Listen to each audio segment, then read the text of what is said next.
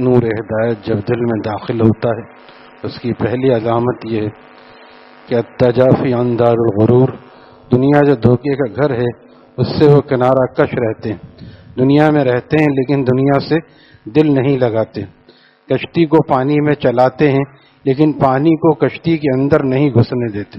یہی مقصد ہے، دل میں دنیا نہ ہو یہ ہے مقصود، لاکھ جیبوں میں مال رکھا ہے، جیب میں مال ہے یا تجوری میں ہے، بینک میں ہے، اگر حلال ہے تو کوئی حرج نہیں ہے، اس میں سے بس اللہ کے راستے میں خرچ کرتا رہے، زکوٰۃ دیتا رہے، زکوٰۃ کے ساتھ خیرات، تو پھر یہ اللہ کا پیارا ہے۔ آج کل بہت سے لوگ امیر لوگوں کو، دولت مندوں کو برا سمجھتے ہیں، یہ دولت مند یعنی گویا کہ یہ خراب ہوتے ہیں، ہم بہت اچھے ہیں۔ غریب، اگر غریب بے نمازی ہے اور غریب اللہ کو ناراض کرتا ہے، جھوٹ بولتا ہے، غیبت کرتا ہے، آپ دیکھیں جتنے ڈبو وغیرہ آباد ہیں سب ایسے ہی لوگ ہیں جن کے پاس کچھ نہیں ہوتا، پھر بھی وہ شرط لگا کے کھیلتے رہتے ہیں اور ادھر ادھر ٹائم پاس کرتے رہتے ہیں، گٹکا کھا رہے ہیں اور نمازیں چھوڑ رہے ہیں۔ تو یہ سمجھتے ہیں کہ یہ پیسے والے بہت خراب ہوتے ہیں یا اللہ سے دور ہوتے ہیں، ایسا نہیں۔ پیسے والے صحابہ بھی تھے، حضرت عثمان ابن عفان کے پاس بہت پیسہ تھا رضی اللہ عنہ، حضرت عبد الرحمن ابن عوف کے پاس بہت پیسہ تھا، اور بھی صحابہ ایسے تھے جن کے پاس مال تھا، لیکن وہ لوگ مال کو ہاتھ کا میل سمجھتے تھے اور ہر وقت ہر دوسرے دن اللہ کے راستے میں خرچ کرتے تھے، غلام آزاد کرتے تھے۔ تو ایسی دنیا میں کوئی حرج نہیں ہے کہ آدمی آخرت میں بھی خرچ کرے۔ یہاں تک کہ ایک روایت میں نے دیکھی تنبیہ الغافلین میں لکھا ہے کہ متقی بخیل سے، متقی ہو اور بخیل ہو اس سے بہتر ہے فاسق سخی، فاسق ہے لیکن سخی ہے، خوب اللہ کے راستے میں خرچ کرتا ہے، اللہ کو وہ زیادہ پسند ہے۔ بعض زکوٰۃ دیتے ہیں اس میں بھی ایچ پیچ کرتے ہیں کہ تو کسی نہ کسی طرح بچ جائے، اور خیرات تو دیتے ہی نہیں۔ تو یہ بھی دنیا کی محبت ہے۔ دنیا کی محبت جب دل سے نکل جاتی ہے تو صرف زکوٰۃ نہیں بلکہ خیرات بھی آدمی اتنا دیتا ہے کہ اس کو پتہ ہے کہ یہ سارا ہم جیسے ہی مر کے جائیں گے ہمیں وہاں ملے گا۔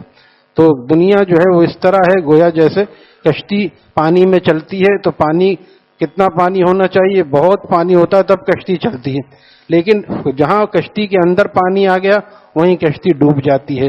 تو دل میں اگر دنیا گھس جائے تو پھر آدمی کی آخرت ڈوب جائے گی اور وہ پھر دنیا کا اسیر ہو جاتا ہے۔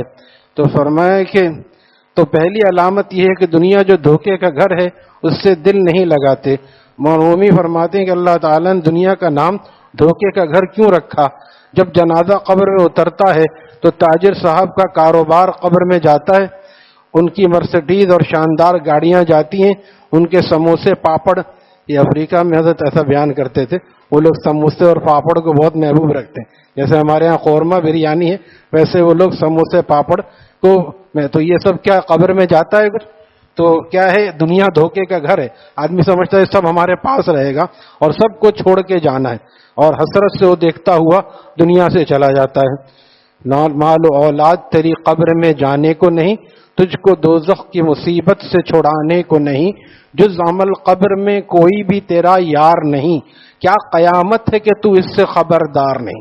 بس تیاری کرنی ہے، کوئی ہر وقت قبر میں پیر لٹکائے نہیں بیٹھنا۔ تو فرمایا دھوکے گھر اس لیے کہا جاتا ہے، یہ سارے عیاشی کے سامان عیش و عشرت کے قبر میں نہیں جاتے، ان کے موبائل جن پر وہ ٹہل ٹہل کر اور زاویے بدل بدل کر اور شان دکھانے کے لیے باتیں کرتے ہیں، بتاؤ وہ قبر میں ساتھ جاتے ہیں؟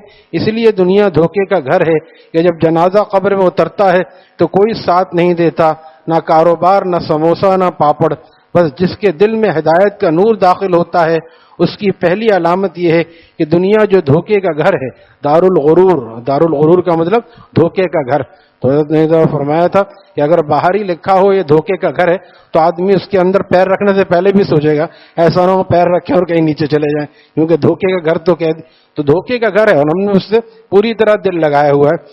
ایک مولانا زکریا صاحب نے کہیں بھی لکھا ہے کہ ایک اللہ والے کو دنیا اپنی اصلی شکل میں مل گئی۔ پہلے زمانے میں ایسا ہوتا تھا تو اس نے پوچھا تو دنیا ہے اتنی بڑھیا ہو رہی ہے لیکن لال جوڑا پہنے ہوئے اور تو دوسروں کو بیوقوف بناتی ہے، تو نے کتنے اپنے اسیر بنائے، کتنوں سے شادی کی، کتنوں سے نکاح کیا، یعنی کتنوں کو پھنسایا اپنے جال۔ اس نے کہا بے شمار، مجھے یاد بھی نہیں کتنے. اور انہوں نے پوچھا کہ کتنے لوگوں نے تجھے طلاق دی اور تجھ سے بچے؟ کہا کوئی ایک بھی نہیں ایسا جو میرے چنگل سے بچ گیا. وہی دو چار ابن آدم جیسے لوگ جس کو اللہ تعالیٰ نے جذب فرمایا. تو فرمایا کہ بس جس کے دل میں ہدایت کا نور داخل ہوتا ہے اس کی پہلی علامت یہ ہے کہ دنیا جو دھوکے کا گھر ہے اس سے وہ دل نہیں لگاتا. جسم سے وہ دنیا میں رہتا ہے، بیوی بچوں کا حق بھی ادا کرتا ہے، کاروبار بھی کرتا ہے، کار بھی رکھتا ہے، لیکن دل میں یار ہوتا ہے، دل میں اللہ کی محبت ہوتی ہے. یعنی محبوب حقیقی. اس حقیقت کو اگر کوئی مشکل سمجھ رہا ہے تو فرمایا میرا شعر سن لو، دنیا کے مشغلوں میں بھی یہ باخدا رہے. اللہ والوں کی حالت پہ حضرت والا کا شعر ہے. دنیا کے مشغلوں میں بھی یہ باخدا رہے، یہ سب کے ساتھ رہ کے بھی سب سے جدا رہے، یہ سب کے ساتھ رہ کے بھی سب سے جدا رہے. دنیا کے مشغلوں میں بھی یہ باخدا رہے. یہاں باخدا دو معنی میں ہے. ایک تو باخدا قسم کے معنی میں کہا جاتا ہے، باخدا ایسا نہیں ہوا.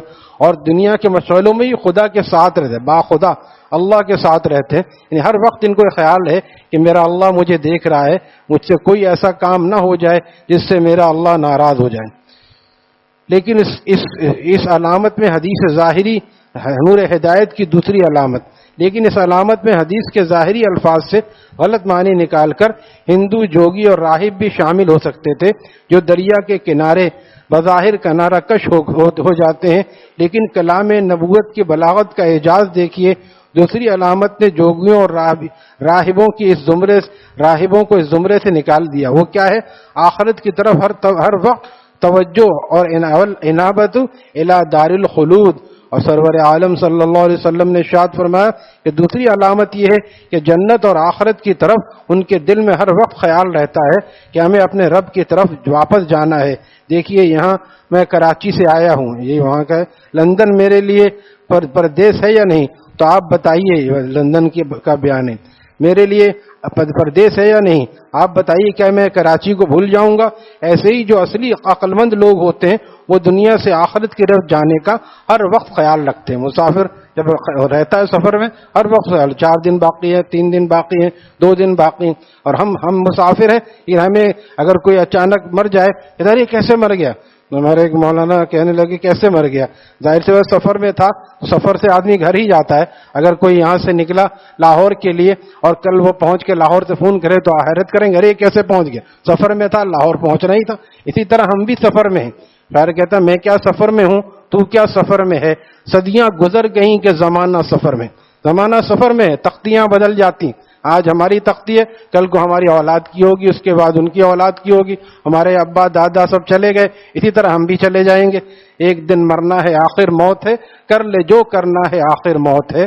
یہاں سے تجھ کو جانا ایک دن، قبر میں ہوگا ٹھکانا ایک دن. منہ خدا کو ہے دکھانا ایک دن، اب نہ غفلت میں گنوانا ایک دن. ایک دن مرنا ہے، آخر موت ہے.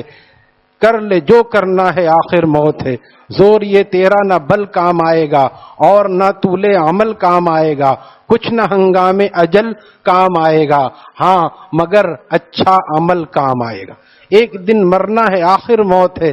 کر لے جو کرنا ہے، آخر موت ہے. اور فرمایا، نوجوانوں سے کہہ رہا ہوں، کجروؤں کی یہ چٹک اور یہ مٹک. دیکھیے خواجہ صاحب اس زمانے میں کہہ رہے ہیں، کجروؤں ٹیڑھا راستہ چلنے والے، عیاشی کرنے والے، موبائل کی گندگی میں پھنسنے والے. کجروؤں کی یہ چٹک اور یہ مٹک، دیکھ کر ہرگز نہ رستے سے بھٹک. چھوڑ دے ساتھ ان کا ہاتھ اپنا جھٹک، بھول کر بھی پاس مت ان کے پھٹک. ایک دن مرنا ہے، آخر موت ہے. کر لے جو کرنا ہے، آخر موت ہے. ہمیں اللہ تعالی مکمل تیاری کی توفیق عطا فرمائے. الحمدللہ رب العالمین، والصلاة والسلام علی رسولہ النبی الأمی